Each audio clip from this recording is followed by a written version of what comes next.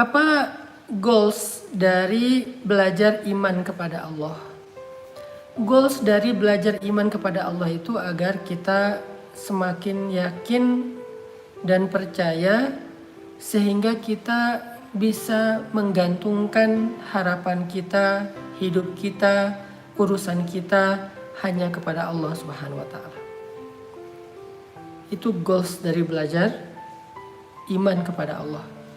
Karena kalau kita nggak tahu goalsnya, kita jadi hanya belajar teori dan kita nggak tahu pencapaiannya. Bahwa belajar tentang tauhid, belajar iman kepada Allah itu ada tujuannya. Kita nggak sembarangan jalan atau lari atau nyetir, pasti kita ada tujuannya. Nah, mungkin kita muter-muter di jalan terus kita nggak jelas tujuannya kemana. Gitu juga ketika kita belajar iman kepada Allah, pasti ada tujuannya. Dan tujuan itu harus aplikatif dalam kehidupan kita. Gak boleh belajar Islam hanya menjadi wawasan, gak boleh. Harusnya belajar Islam itu harus menjadi cara hidup. Karena Islam itu bukan sekedar wawasan yang dibahas di kampus-kampus atau di mimbar-mimbar atau di dalam sebuah diskusi. Islam itu adalah cara hidup. Sehingga ketika kita belajar apapun itu tema di dalam Islam, mau itu tentang iman kepada Allah, akhirat, ibadah, syariah, akhlak, dan seterusnya, itu harus aplikatif dalam kehidupan kita sehari-hari.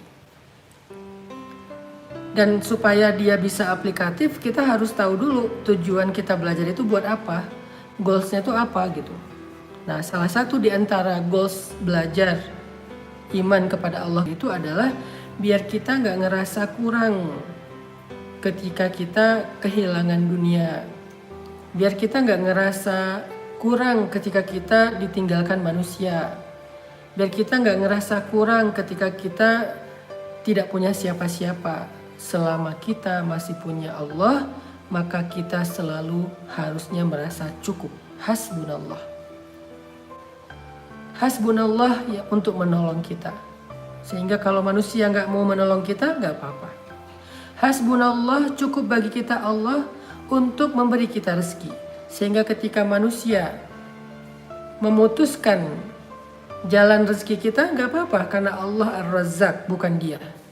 Bukan manusia, tapi Allah Ar-Razzaq, sang pemberi rezeki.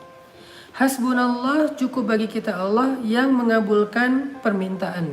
Ketika manusia menolak permintaan kita, gak apa-apa. Karena yang mengabulkan yang paling baik itu Allah. Dan masih banyak lagi pemaknaan aplikatif dari kalimat hasbunallah. Yang intinya adalah harusnya kita semakin yakin untuk bergantung, berserah, dan berpasrah kepada Allah Subhanahu wa ta'ala.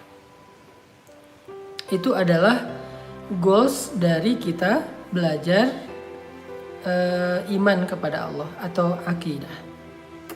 Nah, malam ini kita belajar iman kepada akhirat. Apa itu goalsnya? Apa goals dari belajar iman kepada akhirat? Salah satu goalsnya adalah biar kita lebih mencintai surga daripada dunia. Sehingga kita tidak menangisi dunia, kecewa karena dunia secara berlebihan. Kenapa? Soalnya kita lebih mencintai surga daripada dunia. Sehingga ketika kita berkurang urusan dunia, kehilangan hal-hal yang ada dalam kehidupan di dunia ini, kita tidak merasa seolah-olah kita kehilangan semua kebaikan. Kenapa sih penting mencintai surga lebih daripada dunia? Ya, penting banget. Karena ketika seseorang lebih mencintai surga daripada dunia, maka dia sudah punya modal perasaan yang paling mudah untuk bahagia. Kalau kata Imam Al-Ghazali, penulis kitab terkenal Ihya Ulumuddin, seorang ulama besar, ulama yang sangat cerdas, brilian, hebat, yang keilmuannya macam-macam, salah satunya adalah ilmu hikmah atau ilmu tasawuf. Beliau mengatakan dasarnya ilmu adalah mencintai akhirat lebih daripada dunia. Itu dasarnya ilmu. Arti dasarnya ilmu itu fondasinya ilmu.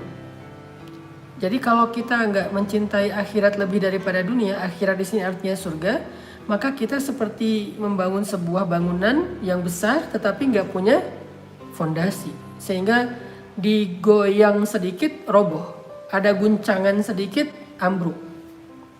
karena fondasinya nggak kuat. Itu adalah fondasinya ilmu. Sedangkan Nabi SAW mengatakan puncaknya ilmu, ra'sul hikmah makhafatullah. Puncaknya ilmu itu adalah takut kepada Allah. Jadi ada dasar atau fondasinya, ada puncak. Kalau diibaratkan sebuah bangunan, puncak itu berarti menara yang paling tinggi. Yang dari sana dia akan bisa melihat cakrawala, landscape. Udah nggak ada lagi yang lebih tinggi dari itu, adalah takut kepada Allah. Tapi dasarnya mencintai akhirat lebih daripada dunia. Sehingga ketika kita sudah mencintai akhirat lebih daripada dunia, saat kita kekurangan dunia, kehilangan dunia, kita nggak akan kecewa secara berlebihan. Kenapa? Karena kita akan bilang, toh masih ada akhirat. Yang penting akhirat saya tidak berkurang. Yang penting akhirat saya nggak hilang. Kalau berkurang dunia nggak masalah, asal tidak berkurang akhirat. Kehilangan dunia sedikit nggak masalah, asal tidak kehilangan akhirat. Dan itu jauh lebih mudah untuk seseorang bahagia. Jauh lebih mudah untuk seseorang lebih tahan banting terhadap ujian-ujian dalam kehidupan dunia. Kenapa? Karena dia punya modal cinta akhirat. Sehingga orang yang mencintai dunia lebih daripada akhirat, itu adalah penyakit yang paling bahaya. Yang kata Nabi, penyakit wahan. Saya kasih contoh nih. Saya kasih contoh tentang gimana mencintai akhirat itu memudahkan hidup kita di dunia. Memudahkan pilihan-pilihan kita dalam hidup di dunia. Ini salah satu contohnya ya. Orang yang mencintai akhirat lebih daripada dunia, maka akan berkurang sifat kikirnya. Bahkan hampir gak punya sifat kikir. Semakin besar cinta dunia seseorang, maka semakin besar pula kekikiran di dalam hatinya. Kalau kita pengen memperbaiki sifat kikir, kita ngerasa kok saya kikir banget ya, kok saya susah banget untuk bantu orang, kok saya susah banget untuk nyumbang, kok saya susah banget untuk berinfak, kok saya susah banget untuk bersedekah. Kalau kita pengen ngebersihin hati kita dari sifat kikir, tazkiyatul anfus, membersihkan jiwa kita dari sifat kikir, salah satu yang harus kita hilangkan adalah hubbud dunia, cinta dunia. Karena menurut kita, ketika kita memberikan dunia, maka kita akan kekurangan. Dan itu matematika dunia banget. Sedangkan akhirat enggak. Semakin diberikan, semakin bertambah. Makanya mencintai akhirat lebih daripada dunia itu salah satu basic ilmu agama. Ketika seseorang lebih mencintai akhirat daripada dunia, dampaknya apa? Saya kasih contoh lain. Contohnya, Hasan dan Husain, cucu Nabi, sedang berselisih. Perselisihan yang membuat mereka agak sedikit marah. Dan itu hal yang wajar terjadi di antara manusia, walaupun generasi sahabat. Kadang mereka marah, kadang mereka ribut gitu. Jadi terjadi perselisihan antara Hasan dan Husain, cucu Nabi. Sehingga mereka jadi marah, lalu mereka diam-diaman, gak mau saling berbicara.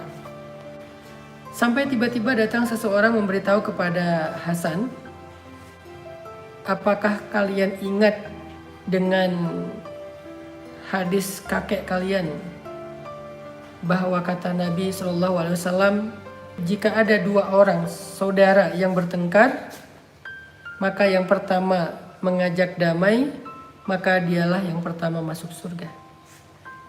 Jadi kalau ada dua orang saudara, adik kakak, suami istri, ipar dengan ipar, atau besan dengan besan, orang tua dengan anak, sahabat dengan sahabat. Kalau ada dua saudara yang bertengkar, kalau ada dua orang mukmin yang bertengkar, maka yang pertama mengajak damai, dialah yang pertama masuk surga. Ketika Hasan dan Husain mendengar hadis ini dari seseorang di antara sahabat, maka akhirnya mereka berlomba-lomba untuk meminta maaf, berlomba-lomba untuk mengajak damai. Maafin saya ya Hasan, maafin saya ya Husein. Enggak kak, saya yang salah, enggak saya yang salah. Maafin saya duluan minta maaf. Akhirnya mereka berlomba-lomba untuk meminta maaf dan berlomba-lomba untuk mengajak damai. Kenapa? Karena mereka pengen duluan masuk surga. Ini nih efek luar biasanya ya dari mencintai akhirat lebih daripada dunia. Sehingga ketika kita punya masalah yang jadi yang jadi pertimbangan kita bukan dunianya tapi akhiratnya. Misalnya kita lagi ribut sama teman gara-gara mungkin dia bercanda secara berlebihan, atau gara-gara mungkin dia memfitnah, atau gara-gara dia mungkin belum bayar utang, atau gara-gara mungkin kita berbeda pendapat, atau apapun lah itu urusan dunia, kita ribut sama teman kita. Kalau kita ribut kemudian yang kita pertimbangkan itu, yang kita pertahankan itu hanya urusan dunia, ego, materi, nama baik, dan berbagai macam hal yang menjadi perasaan kita tentang dunia, kita akan sulit sekali untuk berdamai. Enak aja damai, dia udah ngecoreng nama saya. Enak aja damai, dia udah ngejelekin saya. Enak aja damai, dia gak bayar utang. Enak aja damai, dan seterusnya dan seterusnya. Kita jadi susah untuk berdamai karena yang kita pertahankan itu urusan dunia. Kita akan merasa rugi setelah kita disakiti, malah kita maafin. Jadi rugi menurut kita. Ini kalau cinta dunia. Tapi kalau cinta surga, cinta akhirat, kita akan punya logika yang berbeda. Logikanya apa? Kalau saya maafin, Allah akan maafin kesalahan saya. Kalau saya maafin, saya masuk surga duluan. Kalau saya maafin, Allah akan ridho dan akan memberikan kepada saya, mengangkat derajat saya di akhirat. Kalau saya maafin, nanti saya akan ringan hisabnya. Kalau saya maafin, nanti saya akan mudah siratnya, dan seterusnya. Sehingga karena pertimbangan-pertimbangan akhirat, kita pun akan lebih mudah menyelesaikan konflik dalam kehidupan kita di dunia. Jadi jangan selalu yang jadi pertimbangan kita itu dunia. Karena kalau semuanya dipakai logika atau matematika dunia, kita tuh akan capek. Lalu kita akan merasa rugi terus. Kita akan merasa kurang terus. Kita akan merasa gelisah terus. Kenapa? Karena matematika kita selalu urusan dunia. Sebaliknya kalau matematika kita adalah akhirat, kita akan lega, kita akan mudah, kita akan cepat ridho, puas, kita akan lapang dada. Kenapa? Karena akhirat itu lebih baik daripada dunia.